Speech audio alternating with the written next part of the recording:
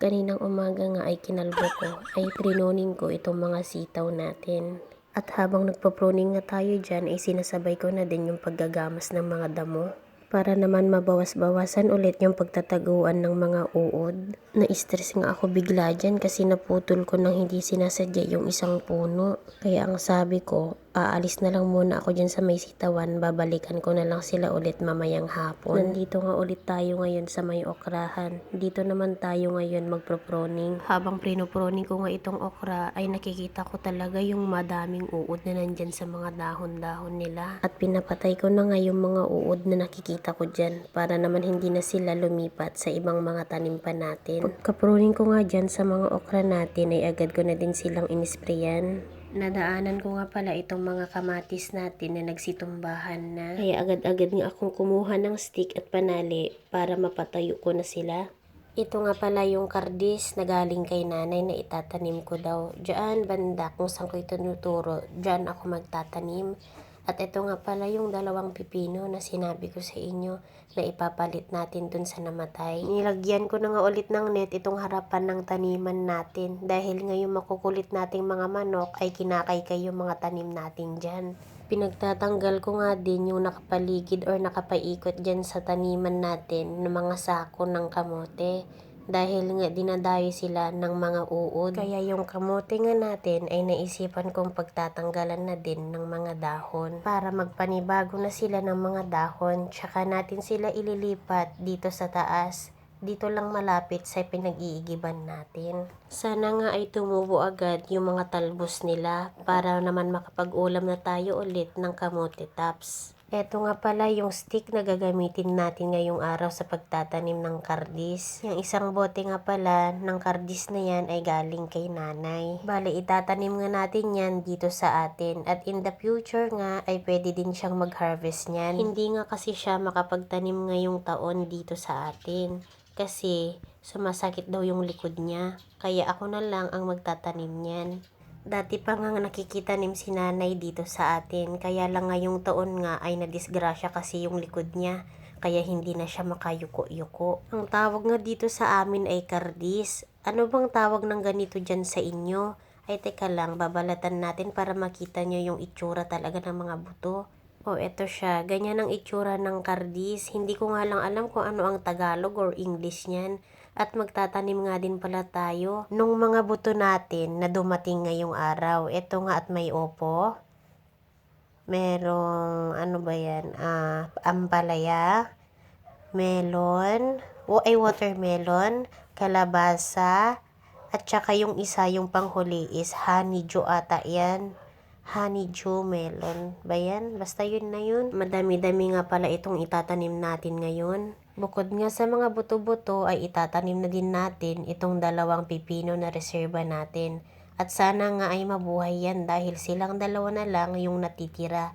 Saktong-sakto dun sa dalawang nawala. At habang itinatanim nga natin dyan ay nililinisan natin yung paligid niyan. Para maaliwalas naman yung paglilipatan nila or new environment nga nila. Habang tinatanim nga natin yung dalawang yan ay nakikiusap tayo sa kanila na sana nga ay mabuhay sila dahil wala na akong ibang reserba. Dito nga pala sa ating sitaw ay meron tayong eksperimento.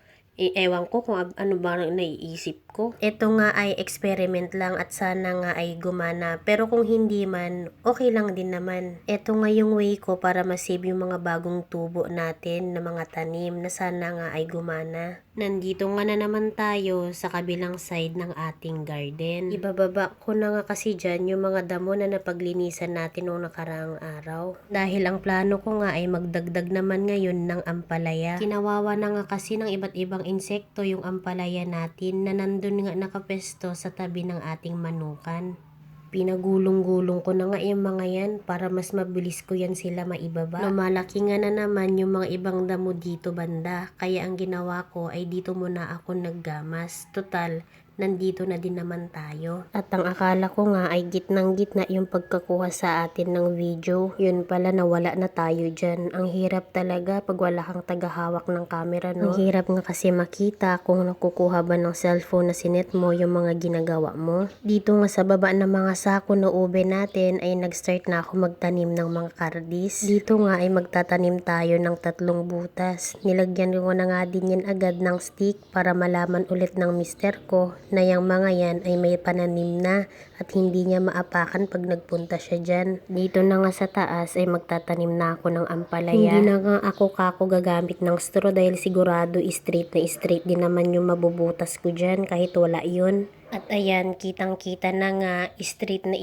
na siya. Diyos ko naman. O ayun, ang layo-layo na, ang taas-taas na nung pangatlong butas natin. Makikita nyo nga na malaki talaga yung mata ko. Pero sa totoong buhay, malabong-malabo na yan. Ito nga pala yung mga buto ng ampalaya na itatanim natin ngayon. Bale, 8 piraso nga yan at kada butas ay 2 yung nilalagay ko. Ang stick nga na nilalagay ko, bukod na para kay mister, ay para din yan sa mga manok. Nagkakaykay kasi sila nang nagkakaykay dyan. At habang nilalagay nga natin yung stick dyan ay kitang-kita na hindi nga talaga straight yung pagkakatanim ko dyan. Ito nga pala ay pinuputol ko na or tinatanggal ko yung mga sunflower natin. Dahil wala na nga din naman yung mga bulaklak nila. Kinain na nga ng mga uod. Bukod nga dyan na kinain na ng mga uod yung mga sunflower natin, ay naisipan ko na magtanim na ulit nga dyan ng mga gulay na pwede nating pag-harvestan ng pang-ulam. Pagkatanggal ko ng sunflower dyan ay naggamas-gamas na din ako ng mga damo. At dahil nga natumba na naman itong mga bulaklak natin na San Vicente, tinulungan ulit natin sila para makatayo. Ito nga yung kasabihan na kahit anong tulong sa'yo, kung hindi mo kayang itayo yung sarili mo, wala pa ding mangyayari. At ang opo nga pala ang itinanim natin dito banda. At katulad nga ito dun sa ampalaya, 8 piraso lang din at tagda 2 piraso lang ng buto ang nilagay natin kada butas. Medyo malapit-lapit nga ito dun sa iba nating mga upo. Bali nagdagdag ako dahil nga yan ay naging paborito na ni mister. Gustong gusto niya kasi yung ginisang upo, kaya ayan magtatanim tayo ng madami. Eto na nga na naman yung kardis natin. Nakapagtanim na tayo ng 3 dyan. At meron dito sa tinuturo ko.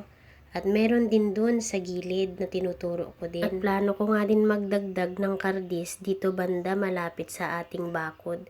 Bali, ang gagawin ko nga dyan ay isang linyahan na lang yan na diretso, yung tinuturo ko. At araw-araw na nga din tayo magpapausok dito sa farm para naman mabawas-bawasan yung mga lamok. Nagyaya na nga yung kuya ko na umuwi na daw kami, pero ang sabi ko wait lang at ibibidyo ko nga itong bagong tanim mong sili. At ito na nga yung bagong lagay natin na net dito. Yun lang for today's video. Thank you for watching po ulit.